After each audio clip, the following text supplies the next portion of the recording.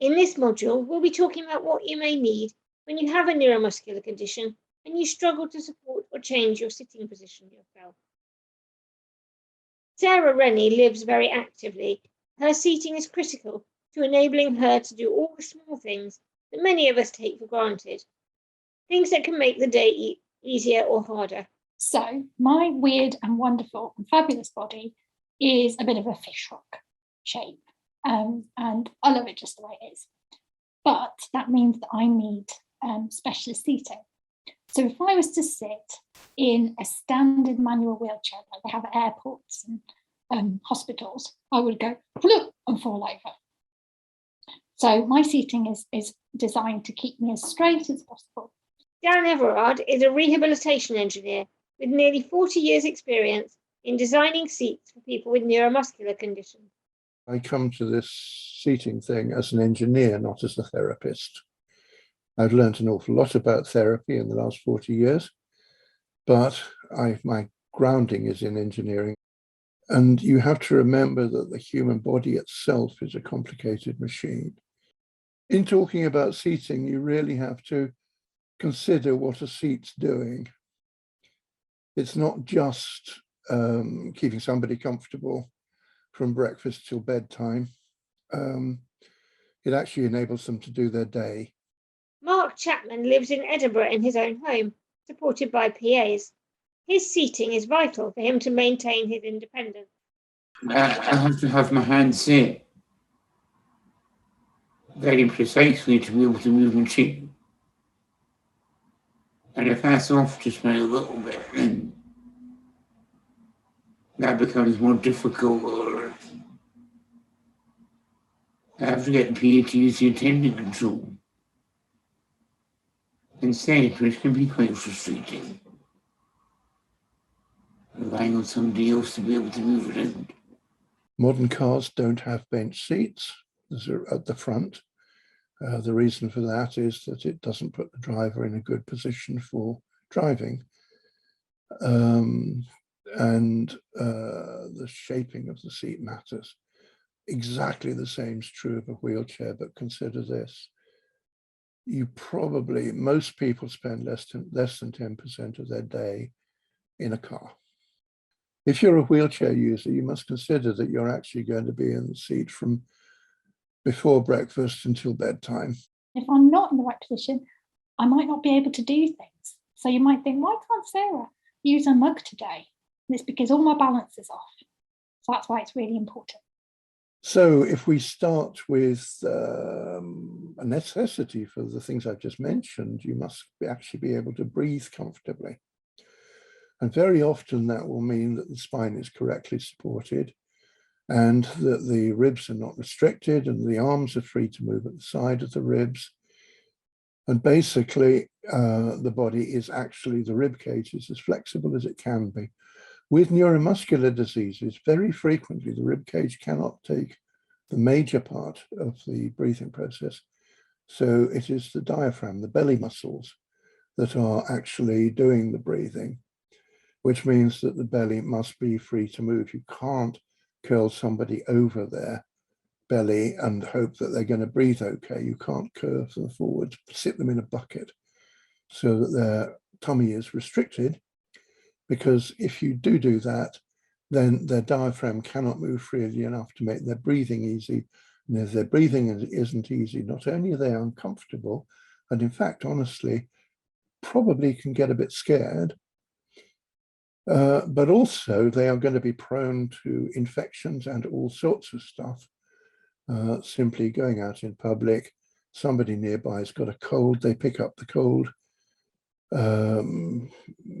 bacteria or virus or whatever it is, and rather than breathing it out again, their breathing isn't functioning properly, so it gets into their lungs and stays there. For a start off, if we work upwards, my feet sit on their foot plates. I'm supported by my knee, but my bum sits on an air cushion, which is like, imagine egg boxes full of balloons, just balloons of egg boxes. And that means that where I've got, because of my position, I might have bones that poke out a little bit, not out of the skin, but poke that might have pressure because they stick out more than other bones. So my hips are one. So I've got one hip where, because of surgery, the bone doesn't fully meet the joint because I had to have it removed. So it means that my right hip's got a full joint, but that takes all the weight. So imagine sitting on one hip. So the air cushion means that I can just softly sit across an even weight distributed across both hips. When you've got the spine properly supported and the neck is reasonably supported and the head is reasonably supported, one of the things you're attempting to do is to ensure that the user can swallow comfortably. And you'll notice that the diaphragm that I was talking about that helps with the breathing is immediately over the intestines. And the meal has to go down into the intestines, so it's got to be properly absorbed by the body. And as a result, again, you don't want to fold the user on top of their intestines. There's not a lot of room behind the belly button in that soft bit. The seating designer will have set the seat such that the user's base has a decent foundation. This is necessary because they're in a moving environment and they need a stable position. The foundation is based on a triangle from behind each of the knees to the center of the pelvis, the tailbone, the coccyx. And that will be firmly positioned on a cushion in some way or other. The next thing that the designer will do is to plant the feet correctly. And this means that they have the right amount of pressure underneath of them. If they're too high, then the knees will be lifted off the front of the cushion and that triangle I spoke of will go wobbly.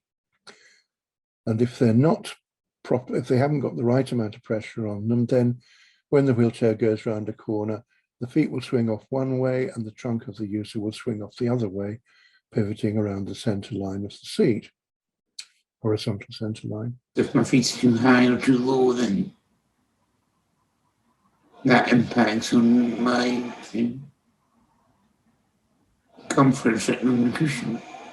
Running along a pavement, going across a park, saying hi to somebody's dog. All the time you're flexing your trunk.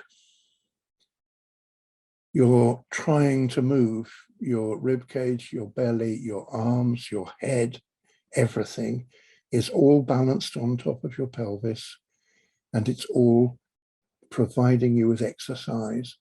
And it is perfectly good exercise as well. You don't have to go out running. You don't have to go and do gymnastics. You don't have to go around the gym. So if you start to topple, the seat should stop you toppling.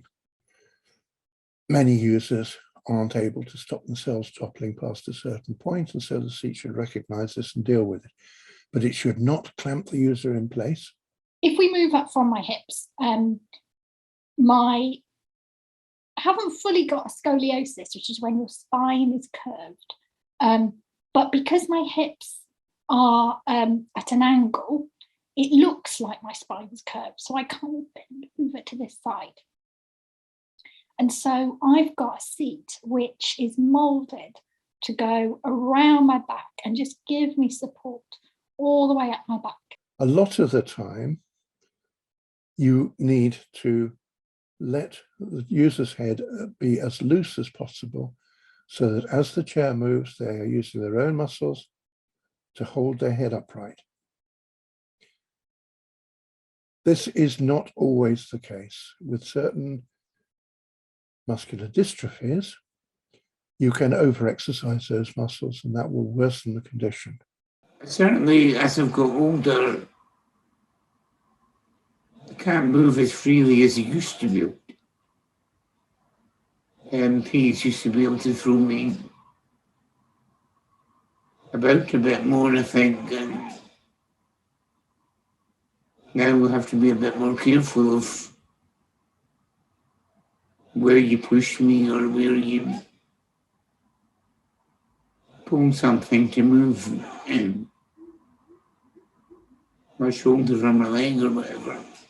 You've got all sorts of things like incipient scoliosis, where the spine curves sideways, or lordosis or kyphosis, where the spine curves backwards or forwards. In fact, actually, all spinal deformities are a combination of scoliosis, lordosis, and kyphosis, because you cannot twist the spine sideways without having it distort front and back as well. If you have a scoliosis, you will tend to find there's a bulge on one side of the rib cage and a flat on the other. That flat restricts the area, the volume rather, of the of that side of the lungs. And therefore, it doesn't matter how hard you try and pump air in and out of it, it won't go, there's no room. Don't forget that the heart's up there too. The things we consider for seating during the day will also apply in a resting position at night. Positioning will be aimed at comfort, relaxation, and to relieve pressure points. In bed, I usually sleep on my side, on my left side, and I've got a pillow between my legs and a pillow, sort of horseshoe-shaped neck pillow around my that goes around my neck, up the back of my head and along the top. I also get positioned with my right arm and hand on a comb pattern that I've got. Well, actually works in environmental control zone. I can answer the phone and the door and all these things, but again, that's got to be set up very precisely. People with neuromuscular conditions are often very sensitive to discomfort, and this should never be ignored because it's a warning sign of a bigger problem that might come later. Pain can be an indicator that something's wrong, but is also distressing and can sometimes be hard to resolve. Yeah, but recently I've had a physio in looking at my posture in bed because I was getting problems with pains in my left shoulder and my right shoulder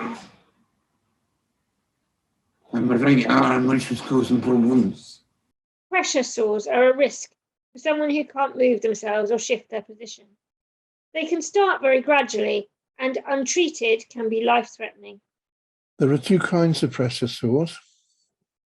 One is on the surface of the skin. It shows up as a quick rash, and such rashes should be taken seriously. And there are various creams and things. The user will probably know about them. And these should be used with care and at the request of the user to make sure that a rash doesn't get worse, it gets better. If that rash continues very long, you fetch up with open wounds on the surface of the skin. At that point, the rash has probably frequently been caused by urine or other wetnesses, sweat, whatever, getting out against the skin, not drying off properly, and as a result, the skin frays, gets away, and now the moisture is bringing in germs with it, and that can infect the open wound, and that can get very nasty indeed. The thing about a surface pressure sore is that usually it's painful and becomes more so the worse it gets. So the user will, with neuromuscular problems, the user will know about it, unless they have loss of sensation below the waist, which can be the case. Be aware. You've got full feeling over your body, and you can still move things all over your body a little bit. I think there's a difference. Certainly you can feel everything. But then there's different I should say if somebody who's paralysed who hasn't got the feeling won't notice something that's not right in the PE their needs. They keep a lookout for skin discoloration or lesions or whatever, really. But with neuromuscular condition, it's like that because you can tell when something's not comfortable or quite right, but you still rely on the PEs to look out for marks on the skin or redness or anything to prevent and no sores or lesions. So in recent years, I've experienced my first kind of experience of skin breakage and sores. And it can come from, well, first of all, they don't just appear. There's nothing in my body that says, oh, let's break over here today. It's not coming from me. It's coming from factors, external things, being moved, being mishandled. So it's important to recognise that when it happens, something went wrong and we need to learn from it to make sure it doesn't happen again. In my case, it could be my top is inside the crease, my skin crease on the side. And if you pull my top over my head without checking it's free, it'll rip because it's inside the crease. And as you pull, that fabric will just pull the skin apart and it just tears. I've got another area sort of around just under my tummy. So if you're rolling me to put my trousers on and it's really close to the skin and you pull, it's just going to break. And so what happens the next day is we do that again, that little paper cut will get a little bit bigger. And the next day a little bit bigger. And then we've got an infection. So understanding if it does happen, quick, what do we need to do? We've got to look after this. We've got to let this heal majorly for the next 2 weeks so it doesn't happen again. A factor in this is also moisture. So keeping skin clean and dry is important. Now that doesn't mean if somebody's got maybe, it's easier to dry exposed skin, like your arms, your back, your knee, that's easy to dry. But the harder parts are maybe where skin is, maybe there's a skin crease because somebody's leaning to one side. And so areas like that can be moist. And if you do have a skin breakage, then that's a nice place for a moist area for an infection to take hold. So when we're, if we're maybe drying somebody, washing somebody, be very, very gentle. Because if you rub, you could cause the skin to break. So when we're washing and drying, we must keep things clean and we must keep things gentle. But patting dry is really important because it helps things not be moist. And when things are moist, all sorts of bugs can lurk. So really focused movements, careful. It's not the time to chat about Netflix. Chat about Netflix in 10 minutes. Focus. That part is really important because looking after the skin for most people is a huge, huge issue. And when it breaks, I will cry, not because I'm in pain, but because I know that I've got weeks, maybe months, maybe years of having that tiny broken bit of skin that can cause infection and make me feel very, very poorly. The second kind of pressure sore is one that happens internally. And what's happening is that some part of the seat is pressing the flesh against the bone and it's not moving. This could be under the backside, or it could be a headrest, or it could be part of the arm, the elbow, say. I mean, any part where you're leaning on it or pressing on it or sitting on it could be prone to this. The important thing is that you allow the flesh to move around a little bit, wobble a bit, because that maintains blood flow. If the blood flow stops, then the flesh dies, and it dies against the bone. I've had pressure problems, but always manage to sort of keep on top of it, that the skin hasn't got to the point of being broken. At that point, it's open to the fact it can get infected despite the fact it's inside the body, because the blood system carries things around with it. And these things stop and start living on the dead flesh. The dead flesh then spreads out from the point where it started until finally, heaven help us, it breaks through the surface. And now you've got a serious problem. You had a serious problem when it first started. It should have been avoided in the seat design. A year ago, I changed from a J cushion because I was getting quite uncomfortable with that. And my buttocks, and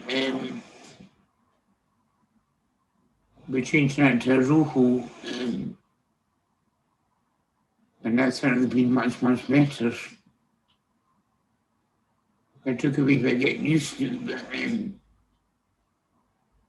because at first you do feel a bit more wobbly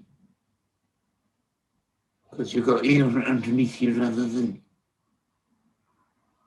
something more stable. Remember, it's likely that the person you're working with will be able to feel discomfort long before it becomes a dangerous open pressure sore. You can also help by taking note of any changes in skin and raising that with the person.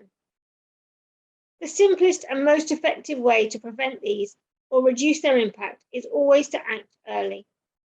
You will also be taught what to do to help treat and manage any sores that do develop.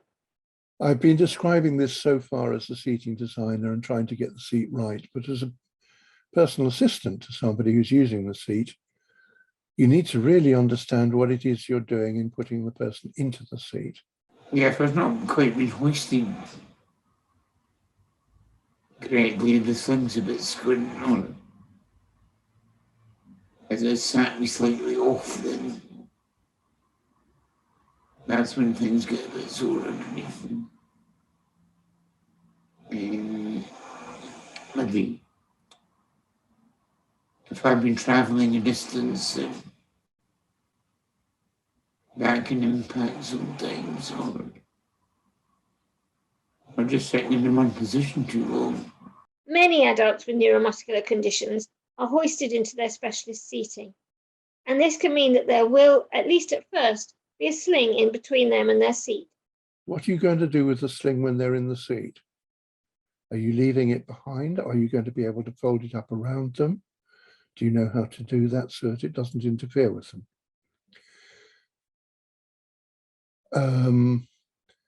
Because you've got a sling and you can't see how to get rid of it, get it out, does not mean it should stay there. Some slings allow the user to slip around on their seat, and all the stuff I've spoken of so far can be blown to the winds by the fact that the seat has simply got a slippery surface put onto it. Make sure you understand what to do with the sling after hoisting into a seat or bed. Some slings are designed to remain in the seat, and these are called in situ slings. Others are slippery, so they can be removed. Some seats and positioning systems are designed to incorporate a sling.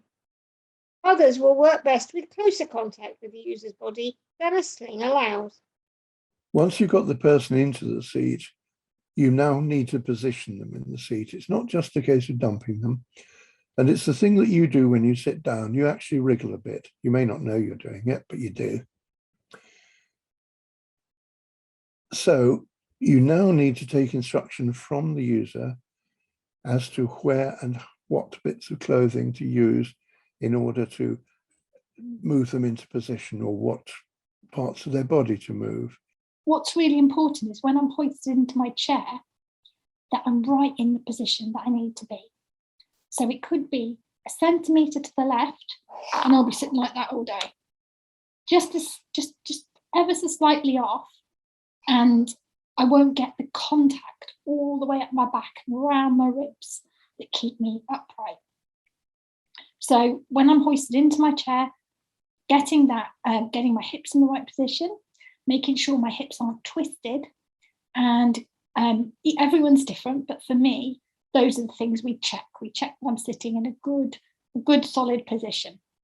And then I can breathe well and be active. One of the things that will help you sometimes is tilt in space. If you've got a heavy user, then to tilt the seat backwards enables you to position them better, because you get their backside into the back of the seat. And very often that's the critical part. After a few months, people begin to get used to what works and what doesn't. It doesn't take very long. Once you realize what it's doing, you need to look at the user and go, is this person able to breathe clearly? If I was sitting like that, would I be able to breathe easily? And then making necessary adjustments if you can see something that's wrong. Usually the seating designer will not have designed in an entrapment. So over time, my PAs will learn how I need to be sitting, through trial and error. If we're having to redo the same thing every day, like move me to the left because I'm wonky, after a while I would expect my PA to work out, Sarah needs to be always over to the left more. I'm not doing that right. We're doing the same mistake every day. So that's something to learn. But sometimes it will be about instructions and communicating. So I will use quite precise language for a reason. So I will say, can you twist my knee clockwise? Or I will say, can you pull my right leg from the ankle?